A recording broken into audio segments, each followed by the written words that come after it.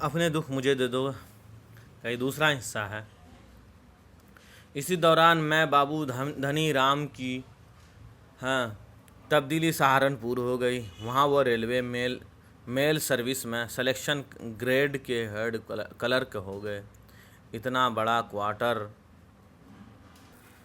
बार गर्मी की छट्टियाँ हो गई उनके बार बार लिखने पर। वो मदन ने इंदु को कुंदन पाशी और दुलारी के साथ सहारनपुर भेज दिया। धनी राम की दुनिया चहक उठी। कहाँ उन्हें दफ्तर के काम के बाद फुर्सत थी और कहाँ अब काम ही काम था, बच्चे बच्चों ही की तरह। जहाँ कपड़े उतारते वहीं पड़े रहने देते और बाबूजी उन्हें समेटते फिरते। अपने मदन से दूर साई हुई रत्ती इंदु ने अपने पहनावे तक से गाफिल हो गई थी। वो रसोई में यूं फिरती थी जैसे कांजी हाउस में गाय। बाहर की तरफ मुंह उठा कर अपने मालिक को ढूंढा करती है। काम धाम करने के बाद वो कभी अंदर ट्रंकों में पर लेट जाती, कभी बाहर कबीर के बोटे के पास, कभी आम के पेड़ तले जो आंगन में सैकड़ों हजारों दिलों को थामे खड़ा था। सावन भादों में ढलने लगा। आंगन से बाहर का दरीचा खुलता तो कुंवारियाँ, नई ब्याही हुई लड़कियाँ पिलंग पढ़ाते हुए गाती। झूला किन से दौड़े अमरियाँ और फिर गीत के बोल के मुताबिक दो झूमती और झुलाती, और कहीं चार मिल जाती तो फूल फुलैयाँ हो जाती। अधेड़ उम्र की और बूढ़ी औरतें एक तरफ खड़ी तका करती। इन्हों को मालूम होता जैसे वो भी उन्हीं में शामिल हो गई है। जब भी वो मुंह फेर लेती और ठंडी सांसें भरी हुई सो जाती। बाबूजी पास से गुजरते तो उसे जगाने उठाने की ज़रा भी कोशिश ना करते, बल्कि मौका पाकर उसकी शलवार को, जो बहू धोती से बदल आती और जिसे वो हमेशा अपनी सास वाले पुराने संदल के संदूक पर फेंक देती, उठाकर घूमती पर लटका देती। ऐसे में मैं उन्हें सबसी नज़रें बचाना पड़ती, लेकिन अभी शलवार को समेट कर मुड़ते तो निगाहें नीचे कोने में बहू के महरम पर जा पड़ती। तब उसकी हिम्मत जवाब दे जाती और वो यूं सब तापी कमरे से निकल भागते जैसे कहीं सांप का बच्चा बिल से बाहर आ गया। फिर बरामदे में उसकी आवाज़ सुनाई देने लगती, ओम नमो भगवते वासुदेवे। अड़ोस पड़ोस की औरतों ने बाबूजी की बहू की खूबसूरती की दास्तान सुनाई दूर दूर तक पहुंचा दी थी। जब कोई औरत बाबूजी के सामने बहू की प्यारेपन और शेड्यूल जिस्म की बातें करती तो वह खुशी से फूल जाते और कहते, हम तो धन्य हो गए। ए चंदा की माँ, शुक्र है हमारे घर में भी कोई सेहत वाला जीव आया है। और ये कहते हुए उनकी निगाहें कहीं और दूर पहुंच जाती, जहां तक के आर्जे थे। दवाई की शीशियाँ, अस्पताल की सीढ़ियाँ और जबूतियों की बल निगाहें करीब आती तो उन्हें मोड़ते मोड़ते गुदाए हुए जिस्म वाले कई बच्चे बगल में जौंक पर गर्दन पर चढ़ते उतरते हुए महसूस होते। उसे ऐसा मालूम होता जैसे अभी आ रहे हैं। पहलू पर लेटे हुए बहू की कमर ज़मीन के साथ और कूले छत के साथ लग रही हैं और वह धड़ धड़ बच्चे जीते जा रही हैं, जनते जा रही हैं, और इन बच्चों की उम्र में कोई फ़र्क नहीं, कोई बड़ा है न छोटा, सभी एक से जुड़वां। तो ओम ओम नमो भगवते गाते हैं। आसपास के लोग सब जान गए थे कि इंदु बाबूजी की चहेती बहू है। चुनांच दूध और छाछ के मटके धनी राम के घर आने लगे, और फिर एक दिन सलाम दीन गुजर एक किरदार है। सलाम दीन गुजर ने फरमाइश कर दी। इंदू से कहा, बीबी, मेरा बेटा RMS में कुली रखवा दो, अल्लाह तुमको अजर देगा। इंदू के इशारे की देर थी कि सलाम दीन का बेटा नौकर हो गया, वह भी साटर। जो ना हो सका उसकी किस्मत असा मियाँ ही ज़्यादा ना थी। बहू के खाने पीने और उसकी सेहत का बाबूजी ख़ास ख्याल रखते थे। दूध पीने से इंदू को चढ़ती थी। वह रात के वक्त खुद दूध को बाटी में फेंट गिलास में डाल बहू को पिलाने के लिए उसकी खटिया के पास आ जाते। इंदु अपने आप को समेटते हुए उठती और कहती, नहीं बाबूजी, मुझसे नहीं पिया जाता। तेरा तो ससुर भी पिएगा, वह मजाक से कहते। तो फिर आप पी लीजिए ना, इंदु हंसती हुई जवाब देती, और बाबूजी के एक सनई गुस्से से बरस पड़ते। तू चाहती है बाद में तेरे भी वही हालत हो जो तेरी सास की हुई। इंदु लाड से रोने लगती है। आखिर क्यों ना रूठती? वह लोग नहीं वो रूठते जिन्हें मनाने वाला कोई ना हो, लेकिन यहाँ तो मनाने वाले सब थे, रूठने वाला सिर्फ एक।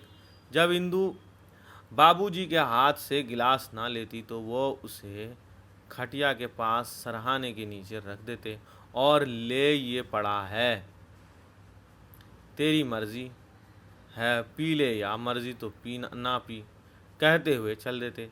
अपने बिस्तर पर पहुंचकर धनी राम दुलारी मुन्नी के साथ खेलने लगते। दुलारी के बाबूजी के नंग पेंडल के साथ पंडा घुसाने और पीठ पर मुंह रख कर पटकड़ा फैलाने की आदत थी। आज जब बाबूजी मुन्नी ये खेल खेल रहे थे तो हंसा रहे थे कि मुन्नी ने भाभी की तरफ देखते हुए कहा, दूध तो खराब हो जाएगा बाबूजी, भाभी तो पीती ही नहीं। पिएगी ज़रूर पिएगी बेटा। बाबूजी ने दूसरी हाथ से पाशी को लिपटाते हुए कहा, औरतें घर की किसी चीज़ को ख़राब होते नहीं देख सकती।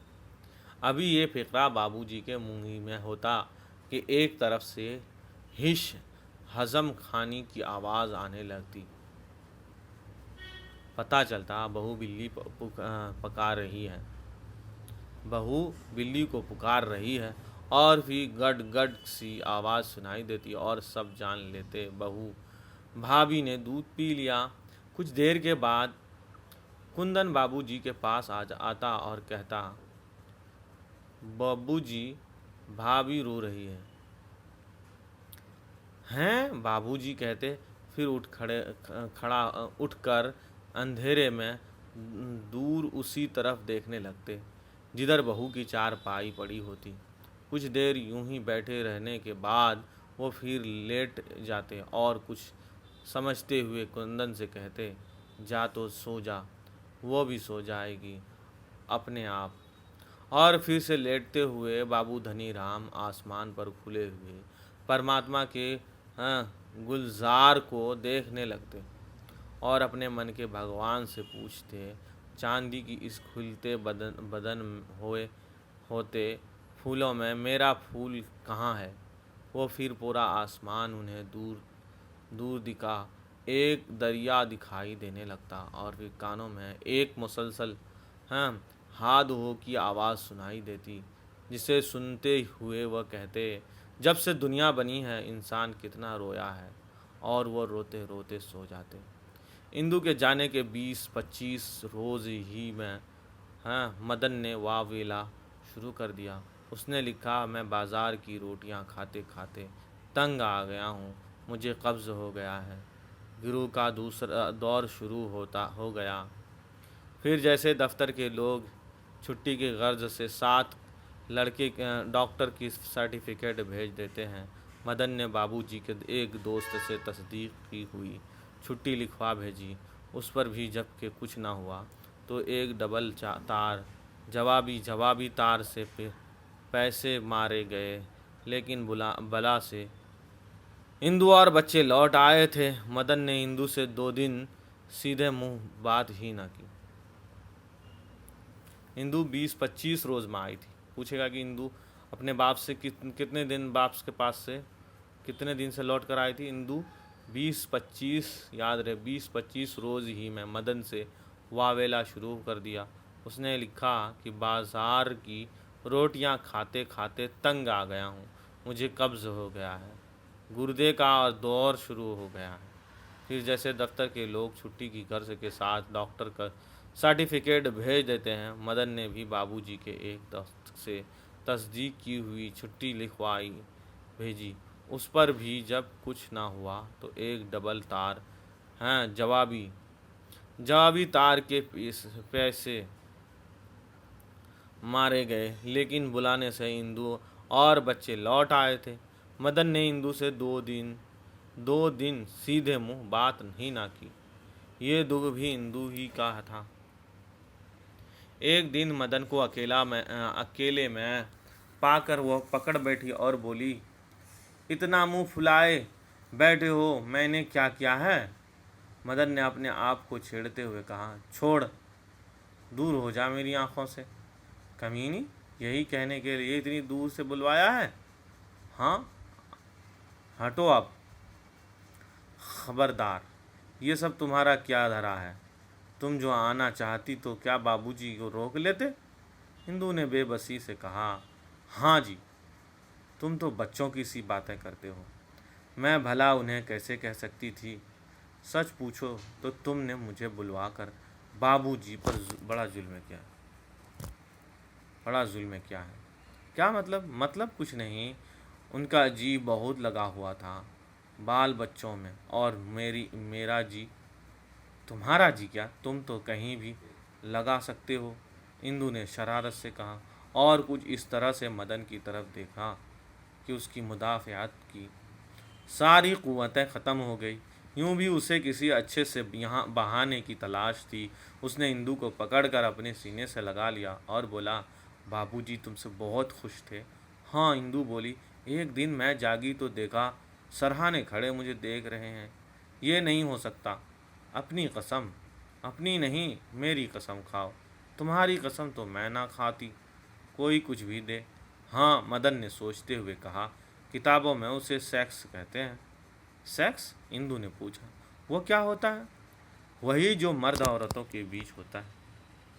हाय राम, इंदु ने एकदम पीछे हटते हुए कहा, गंदे कहीं के, शर्म नहीं आई बाबूजी के बारे में ऐसा सोचते हुए? बाबूजी को शर्म आई तुझे देखते हुए?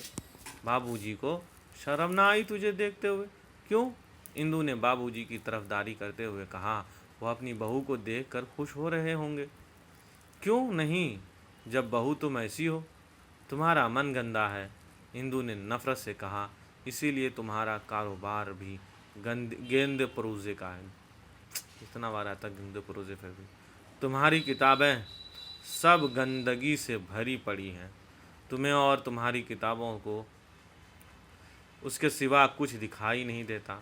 ऐसे तो जब मैं बड़ी हो गई थी तो मेरे पिता जी ने मुझसे अथक प्यार करना शुरू कर दिया था।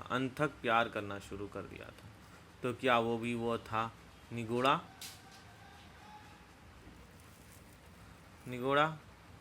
जिसे तुम अभी कहाँ गया रहे? तुम्हारा मन गंदा है, सॉरी, जिसे तुम भी नाम ले रहे थे। वो फिर इंदु बोली, बाबूजी को यहाँ बुला लो, उनका वहाँ जी नहीं लगता। वो दुखी होंगे तो क्या तुम दुखी नहीं होगे? मदन अपने बाप से बहुत प्यार करता था। उसे अच्छी तरह से याद था माँ की बीमारी रहने के बाद जब भी उसकी मौत का ख्याल मदन के दिल में आता तो वो आंखें मूंद कर प्रार्थना शुरू कर देता, ओम नमो भगवतो वासुदेवाय दम नमो। अब वो नहीं चाहता था कि अब के बाप की छतर छाया भी सर से उड़ जाए, ख़ास तौर पर ऐसे मौके में जब वह अपने आप कारोबार को भी जमा नहीं पाया था। उसने गैर यकीनी लहजे में इंदु से सिर्फ इतना कहा, अभी रहने दो, बाबूजी की शादी के बाद हम दोनों पहली बार आज़ादी के साथ मिल सकते हैं। तीसरे चौथे रोज़ बाबूजी का आंसू में डूबा हुआ ख़त आया। मेरे प्यारे मदन के मुखातब में मेरे प्यारे के अल्फाज शोर यानी में ढल गए थे। लिखा था, बहू के यहाँ होने पर मेरे तो वही पुराने दिन लौट आए थे, तुम्हारी माँ की दिन जब हमारी नई नई शादी हुई थी। तो वो भी ऐसी ही अल्हड़ थी, ऐसे ही उतारे हुए कपड़े इधर उधर फेंक देती और पिताजी समेटते हुए फिरते। वही संदल का संदूक, वही बेसियों खलंजन गुलगन में बाज़ार जा रहा हूँ, कुछ नहीं तो वही पड़े या रबड़ ला रहा हूँ। अब घर में कोई नहीं, वो जगह जहाँ संदल का संदूक पड़ा था खाली है। और फिर एक आध सतर और धुल गए थी। आखिर में लिखा था, दफ्तर से लौटते समय यहाँ के बुरे बड़े अंधे कमरों में दाखिल होते हुए मेरे मन में एक हूल सा उठता है। और फिर बहू का ख्याल रखना, मैं एक हूल सा उठता है, ख्याल रखना कि ऐसी वैसी दाया के हवाले मत कर देना। इंदु ने दोनों हाथ से चिट्ठी पढ़ ली, सांस खींची, आंखें झिलाई, शर्म से पानी पानी होते हुए बोले, मैं मर गई, बाबूजी को कैसे पता चल गया? मदन ने चिट्ठी फाड़ते हुए कहा, बाबूजी क्या बच्चे हैं? दुनिया देखी है, हमें पैदा किया है। हाँ, मगर इंदु बोली, अभी दिन ही के हुए हैं। और फिर उसने एक तेज सी नज़र अपने पेट पर डाली जिसने अभी बढ़ना भी नहीं शुरू किया था। और फिर बाबूजी या कोई और देख रहा हो, उसने साड़ी का पल्लू उस पर खींच लिया और कुछ सोचने लगी। जब ये एक चमक सी उसकी चेहरे पर आई और वो बोली, तुम्हारा ससुराल से शेरनी आएगी। मेरे ससुराल? ओहो, मदन ने रास्ता पाते हुए कहा, कितनी शर्म की बात है, अभी 6-8 महीने शादी को हुए हैं और चला आया है। और उसने इंदु के पेट की तरफ इशारा किया, चला आया है या तुम लाए हो? तुम? ये सब कसूर तुम्हारा है, कुछ औरतें होती ही ऐसी हैं। तुम्हें पसंद नहीं? एकदम नहीं। क्यों? 4 दिन तो मज़े ले लेते ज़िंदगी के। क्या ये ज़िंदगी का मज़ा नहीं? इंदु ने सदमा ज़दा लहजे में कहा, मर्द औरत शादी किस लिए करते हैं? भगवान ने बिन मांगे दे दिया। हाँ, पूछो उनसे जिनके नहीं होता। फिर वो क्या कुछ करते हैं? पीरों फकीरों के पास जाती हैं, समाधियों मज़ारों पर चूटियाँ बांधती हैं, शर्म हया को तज कर देती हैं, दरिया के किनारे नंगी होकर सरकंडे काटती हैं, शमशानों में मसान जलाती हैं। अच्छा, मदन बोला, तुमने भगवान ही शुरू कर दिया, बखान ही शुरू कर दिया। औलाद के लिए थोड़ी उम्र पड़ी थी होगा तो। इंदु ने सर जम्बिश के अंदाज में उंगली उठाते हुए कहा, जब तुम इसे हाथ भी मत लगाना, वो तुम्हारा नहीं मेरा होगा। तुम्हें उससे कोई ज़रूरत नहीं, पर उसके दादा को बहुत है, वो मैं जानती हूँ। और फिर कुछ सदमा ज़दा होकर इंदु ने अपना मुंह दोनों हाथों से छुपा लिया। वह सोचती थी, पेट में उसकी नन्ही सी जान को पालने के सिलसिले में उसकी जान का होता तो सोता थोड़ा बहुत हमदर्दी तो करेगा। लेकिन मदन चुपचाप बैठा रहा, एक लफ्ज़ भी उसने मुंह से ना निकाला। इंदु ने चेहरे पर से हाथ उठाकर मदन की तरफ देखा और होने वाले पहलू टन के ख़ास अंदाज में बोली, वो तो जो कुछ भी मैं कह रही हूँ सब पीछे होगा। पहले तो मैं बच्चों की ही नहीं, मुझे बचपन ही से वहम है इस बात का। मदन जैसे खाइफ हो गया। ये खूबसूरत चीज़ जो हामला होने के बाद और भी खूबसूरत हो गई है, मर जाएगी। उसने पीठ की तरफ से इंदु को थाम लिया और फिर खींच कर अपने बाजू में ले लिया और बोला, तुझे कुछ ना होगा इंदु, मैं तो मौत के मुंह से भी छीन ले आऊँगा तुझे। अब सावित्री की नहीं, सीता दान की बारी है। मदन से लिपटकर इंदु भूल ही गई कि उसका अपना भी कोई दुख है। उसके बाद बाबूजी ने कुछ न लिखा, अलबत्ता सहारनपुर से एक साटर आया, जिसने सिर्फ इतना बताया कि बाबूजी को फिर से दौरे पड़ने लगे हैं। एक दौरे में तो वो करीब करीब चल ही बसे थे। मदन डर गया। इंदु रोने लगी। साटर के चले जाने के इंदु को बाप को मदन के बाप को कौन सी बीमारी रहती है? दौरे पड़ने की। ओम नमो। दूसरे ही रोज़ मदन ने बाप को चिट्ठी लिखी, बाबूजी चले आओ, बच्चे बहुत याद करते हैं और आपकी बहू भी, लेकिन आखिर नौकरी थी, अपने बस की बात थोड़ी थी। धनी राम रहता है, धन का राम रहता है। धनी राम के खत के मुताबिक वह छुट्टी के बंदोबस्त कर रहे थे। उनके बारे में दिन व दिन मदन का एहसास बढ़ने लगा। अगर मैं इंदु को वहीं रहने देता तो मेरा क्या बिगड़ता। वह जय दुश्मनी से एक रात पहले मदन इज़्तिराब के आलम में बीच वाले कमरे के बाहर बरामदे में टहल रहा था कि इंदु से बच्चे के रोने की आवाज़ आई और चौंक कर दरवाजे की तरफ लपका। बेगम दाया बाहर आई और बोली, मुबारक हो बाबूजी, लड़का हुआ है। लड़का? मदन ने कहा और फिर मुतफक्किराना लहजे में बोला, बेबी कैसी है? बेगम बोली, खैर महर है, मैंने अभी तक उसे लड़के ही बताई है। से ज़्यादा खुश हो जाए तो उसकी अनोल नहीं करती। ओ, मदन ने बेवकूफ़ों की तरफ आंखें छिपकते हुए कहा, फिर कमरे में जाने के लिए आगे बढ़ा। बेगम ने उसे वहीं रोक दिया और कहने लगी, तुम्हारा अंदर क्या काम? और फिर एकाएकी दरवाज़ा भीड़ कर अंदर लपक गई। यहाँ मदन की टांगें अभी तक कांप रही थी।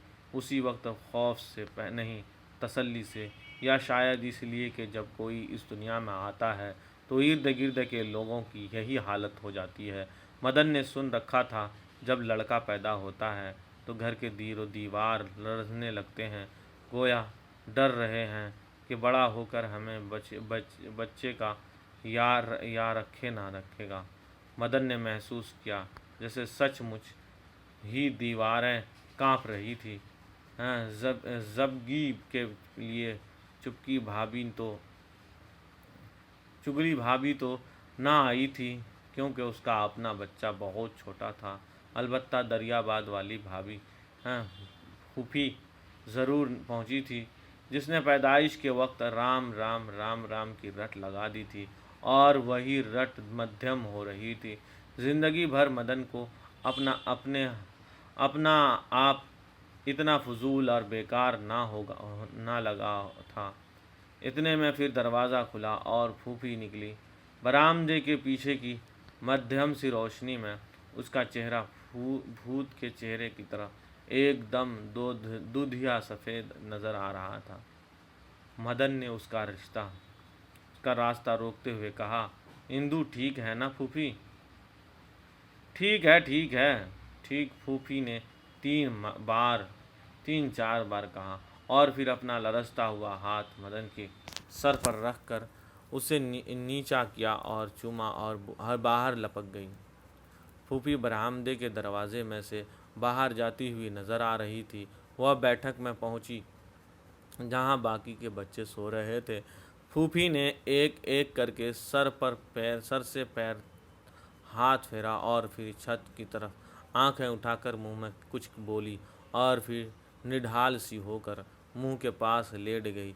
इंदु उसके फड़कते हुए सानों से पता चल रहा था जैसे रो रही है।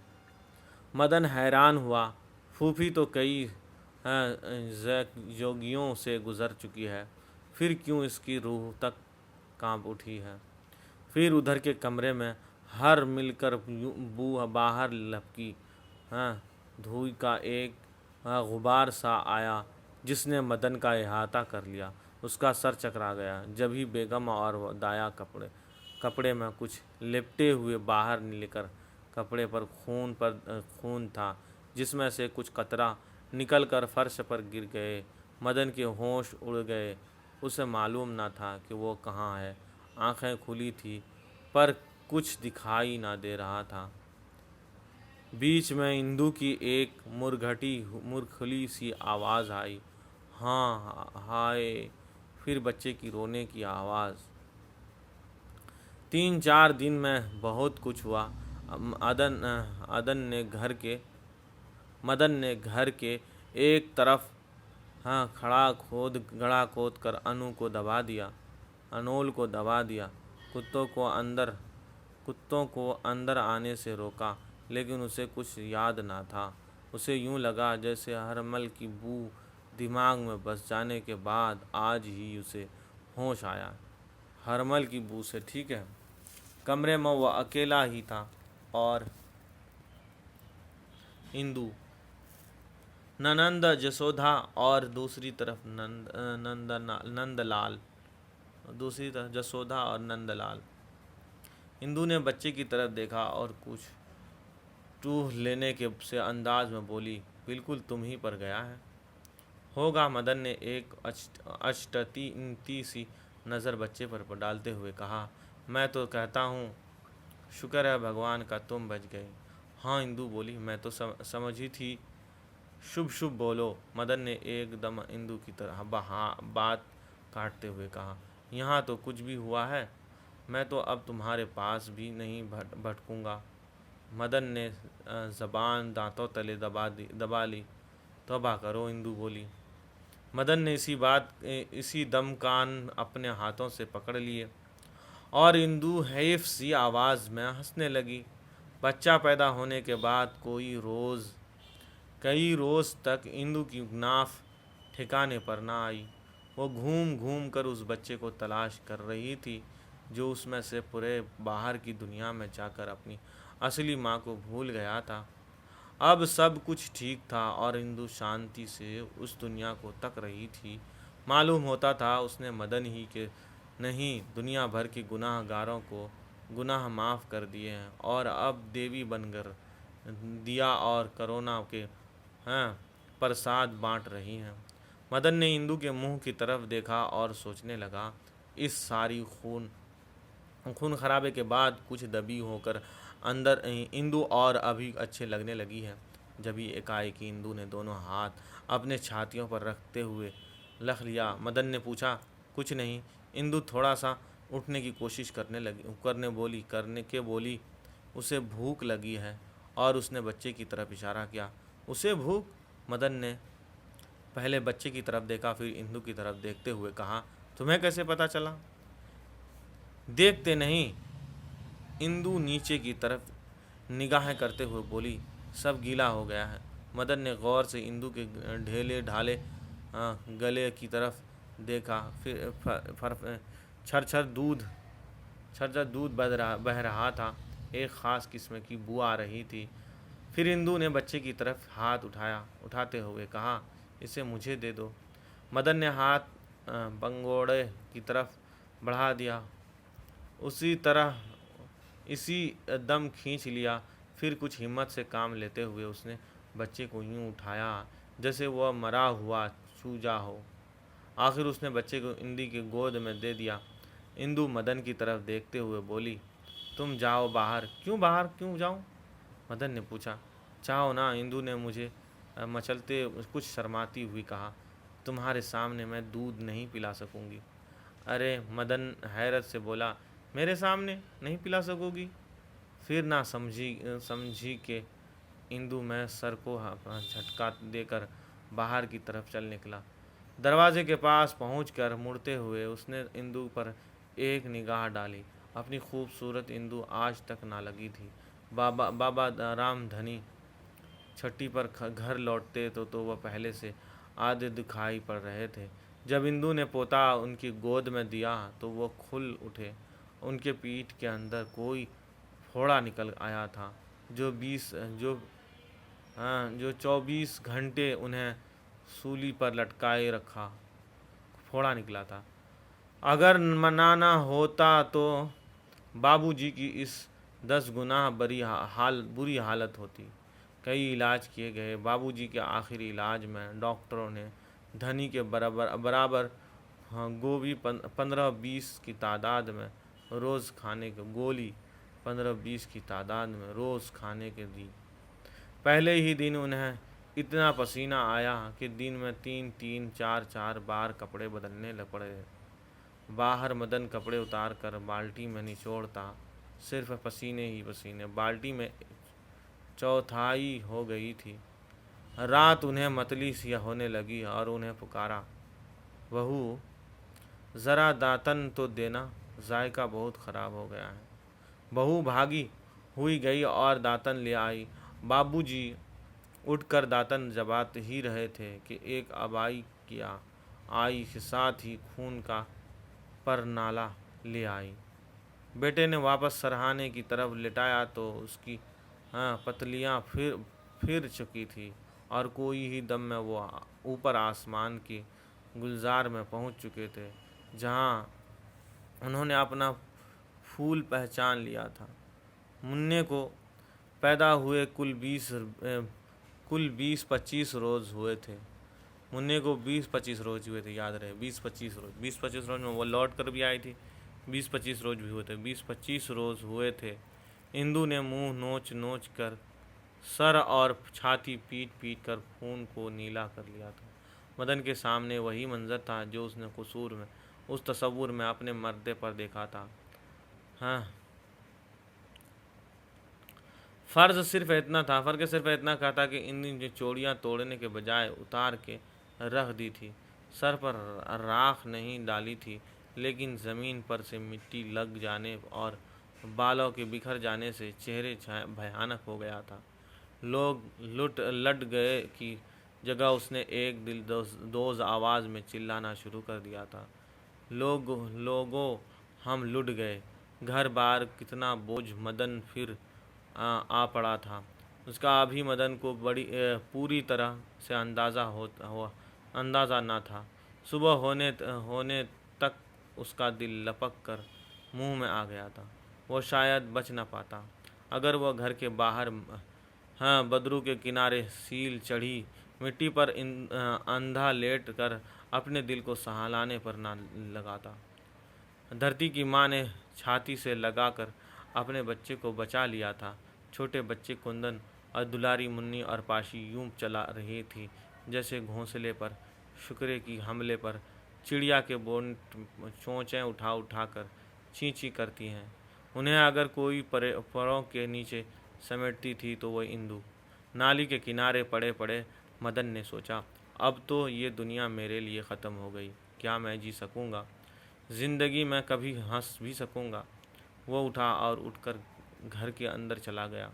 सीढ़ियों के नीचे गुसल खाना था, जिसमें घुसकर इंदु से कबाड़ बंद करते हुए मदन ने एक बार फिर उस सवाल को दोहराया, कभी हंस भी सकूँगा? और खिलखिलाकर हंस रहा था। हालांकि उसके बाप की लाश अभी पास ही बैठ में पड़ी थी। बाप को आग के हवाले करने से पहले मदन अर्थी पर पड़े हुए जिस्म के साथ डोंडोर्थ के अंदाज में लेट गया। ये उसका अपने जन्म दाता का आखिरी प्रणाम था। तिस पर भी वो रोना रहा था। उसकी ये हालत देखकर मातम में शरीक होने वाले रिश्तेदार मोहल्ले वाले सुन से रह गए। पर हिंदू रवाज के मुताबिक सबसे बड़ा बेटा होने की हैसियत से मदन को चिता जलाने पड़ी। जलते हुए खोपड़ी की में कपाल कर दिया, लाठी मारनी पड़ी औरतें बाहर ही से शमशान के कुएं पर नहाकर घर लौट चली थी। जब मदन घर पहुंचा तो वह कांप रहा था। धरती माँ ने थोड़ी देर के लिए जो ताकत अपने बेटे को दी थी, रात के घर आने पर उसने होश में ढल गई। उसे कोई सहारा चाहिए था, ऐसे जज्बे का सहारा जो मौत से भी बड़ा हो। उसी वक्त धरती माँ की बेटी जंग दुलारी अंदर से किसी कमरे में से पैदा हुई, उस राम को अपनी बाहों में ले लिया। उस रात अगर इंदु अपना आप यूं मदन पर ना रवायती तो इतना बड़ा दुख मदन को ना ले डूबता। 10 ही महीने के अंदर अंदर अंदर का दूसरा बच्चा चला आया। 10 ही महीने के अंदर अंदर दूसरा बच्चा चला आया। बीवी को इस दोजख की आग में ढकेल कर मदन खुद अपना दुख भूल गया था। कभी कभी उसके ख्याल में आता, अगर मैं शादी के बाद बाबूजी के पास गई हुई इंदु को ना बुला लेता तो शायद वो इतनी जल्दी ना चल सकते थे। लेकिन फिर वह बाप की मौत से पैदा होने वाले खसारे को पूरा करने में लग जाता, और कारोबार जो पहले तो तवज्जोही की वजह से बंद हो गया था, मजबूरन चल निकला। इन दिनों बड़े बच्चे को मदन के पास छोड़कर छोटे बच्चे छाती से लगाई इंदु मैके चली गई थी। पीछे मना तरह तरह की जिद करता, जो कभी मानी जाती थी और कभी नहीं मानी। मैके में इंदु का खत आया, मुझे यहाँ अपने बेटे के रोने की आवाज़ आ रही है, उसे कोई मारता तो नहीं। मदन को पड़े हैरत हुई, एक जाहिल और अनपढ़ औरत ऐसी बातें कैसे लिख सकती है। और फिर उसने अपने आप से पूछा, क्या ये भी कोई रटा हुआ फ़िक्रा है। साल गुजर गए, पैसे कभी अपने इतने ना आए थे कि उनसे कुछ ऐश हो सके, लेकिन गुजारे के मुताबिक आमदनी ज़रूर हो जाती थी। उस वक्त होती जब कोई बड़ा खर्च सामने आ जाता। कुंदन का दाखला लेना है, दुलारी मुन्नी का शगुन भिजवाना है। उस वक्त मदन मुंह लटका कर बैठ जाता, और फिर इंदु एक तरफ से आती, मुस्कुराती हुई और कहती, क्यों दुखी हो रहे हो। मदन उसकी तरफ उम्मीद भरी नज़रों से देखते हुए कहता, दुखी नहीं हूँ कुंदन, कापी और दाखला भी देना है। मुन्नी और इंदु फिर हंसती और कहती, चलो मेरे साथ। और मदन भेड़ के बच्चे की तरह इंदु के पीछे चल देता। इंदु संदल के संदूक की पास पहुंचती, जिसे किसी की मदन समेत हाथ में लगाने की इजाज़त न थी। कभी कभी उसकी बात पर खफा होकर मगन कहता, मर्दों उसे भी छाती पर डाल कर ले जाना। और इंदु कहती, हाँ ले जाऊंगी। पर इंदु वहाँ से मतलूबा रकम निकाल कर सामने रख देती। ये कहाँ से आई? कहीं से भी आई, तुम्हें आम खाने से मतलब है। फिर भी तुम जाओ, अपना काम चलाओ। और जब मदन ज़्यादा असरार करता तो इंदु कहती, मैंने एक सेठ दोस्त बनाया है ना। और फिर हंसने लगती। छूट जाते हुए भी मदन को ये मजाक अच्छा न लगता। फिर इंदु कहती, मैं चोर लेटर हूँ, तुम नहीं जानते। लुटेरा हूँ, तुम नहीं जानते। सखी लुटेरा, जो एक हाथ से लूटता है और दूसरे हाथ से गरीब गुरबा को दे देता है। इस तरह मुन्नी की शादी हुई, जिस पर ऐसे ही लूट के जेवर बके कब्ज़ा चढ़ा और फिर उतर भी गया। ऐसे ही कुंदन भी ब्याहा गया। उस शादियों में इंदु ही हाथ फहराती थी और माँ की जगह खड़ी हो जाती। आसमान से बाबूजी और माँ देखा करती और फूल बरसाते, जो किसी के नज़र ना आती। फिर ऐसा हुआ, ऊपर माँ जी और बाबूजी झगड़ा चल गया। माँ ने बाबूजी से कहा, तुम बहू के हाथ को पकी खाए आए हो, उसका सुख भी देखा है, पर मैं नसीब जली ने कुछ भी नहीं देखा। अब ये झगड़ा विष्णु महेश शौतक का पहुंचा। उन्होंने माँ के हक में फैसला दिया और यूँ माँ मौत लोग में आकर बहू की कोख में पड़ी। वह इंदु के हाथ एक पीढ़ी पैदा होगी। फिर इंदु ऐसी देवी भी न थी। जब कोई उसूल की बात होती तो नंद देवर तो क्या खुद मदन से भी भिड़ जाती। मदन रास्तबाजी की इस पतली की खफा को हरचंद्र की बेटी कहा करता था।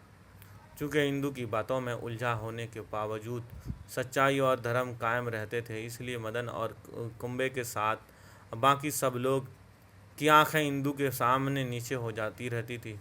झगड़ा कितना भी बढ़ जाए, मदन अपने शौहरी जाम में कितना भी इंदु की बात रद्द कर दे, लेकिन आखिर सभी सर झुकाए हुए इंदु ही को शरण में ले आते थे और सभी क्षमा मांगते थे।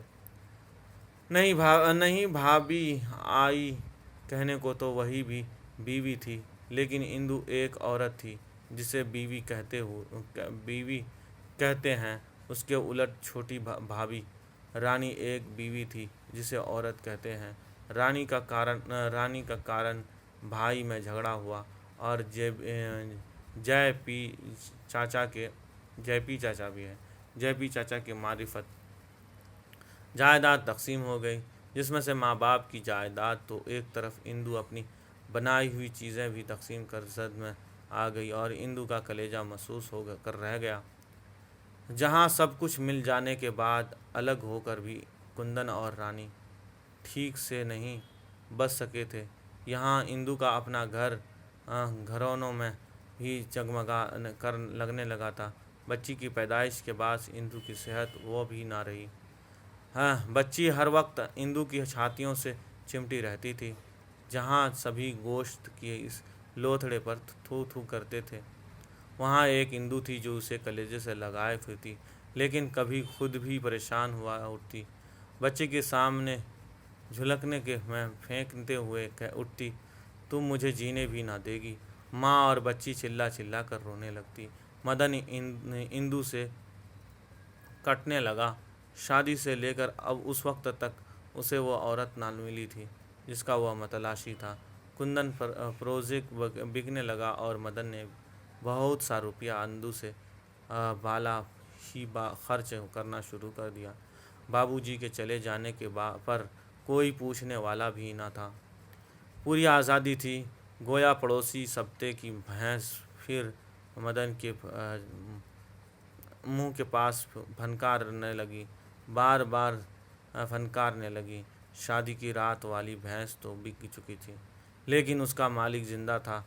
मदन उसके साथ ऐसा जगहों पर जाने लगा जहाँ रोशनी हो। सारी अजीब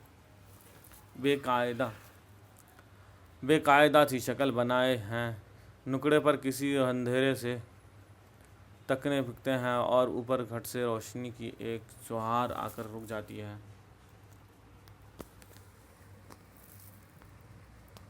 उसी वक्त जबकि चेहरे पर छाई जाई आई थी, नाक पर एक स्याह सी काठी बन गई थी और ब्लाउज के नीचे तिनके फूट जाते थे। कमर पर चर्बी की 2-3 तहें दिखाई देने लगती थी। आज इंदु ऐसा बंदोबस्त कर लिया था कि अयूब में से एक भी चीज़ नज़र ना आती थी। यूं बनी ठनी किसी कसाई बेहद हसीन लग रही थी। मेरी नहीं हो सकता, मदन ने सोचा और उसे एक धक्का सा लगा। उसने फिर एक बार मुड़कर इंदु की तरफ देखा, जैसे घोड़ों के व्यापारी किसी नामी घोड़े की तरफ देखते हैं। वहाँ घोड़े भी थे, लाल लगाम भी। यहाँ जो गलत खत लिखे थे, शराबी की आँखों की वो ना दिख सके। इंदु सचमुच खूबसूरत थी। आज भी 15 साल की बाद फूला रशीदा, मिसेस रॉबर्ट और उनकी बहनें सामने पानी पर फिरती थीं। फिर मदन को रहम आने लगा और एक डर। आसमान पर कोई ख़ास बादल भी न थे, लेकिन पानी पड़ना शुरू हो गया था। घर की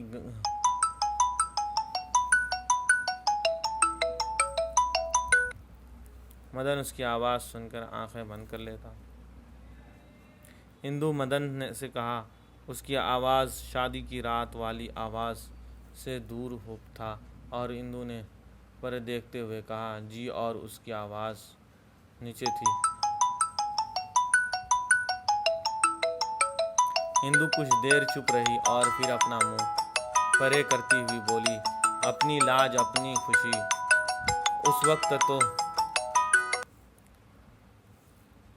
उस वक्त तुम भी कह देते, अपने सुख मुझे दे दो। तो मैं और इंदु का गला रंध गया और कुछ देर बाद बोली, अब तो मेरे पास कुछ नहीं रहा। मदन के हाथों की गिरफ्त ढीली पड़ गई और ज़मीन से गड़ गया और